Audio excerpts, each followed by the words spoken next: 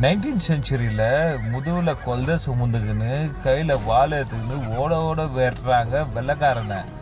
அவங்க தான் ஜான்சி ராணி லக்ஷ்மி பாய். அவங்க பிறந்த வருஷம் என்ன? இது கண்டுபிடிக்க உங்களுக்கு 4 ஆப்ஷன் தரேன். Option A 18th November 1827. Option B 26th November 1826.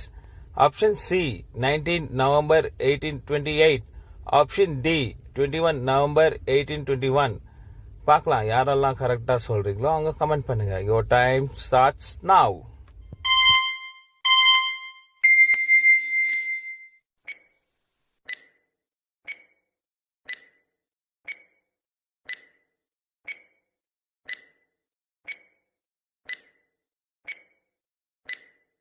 Stop.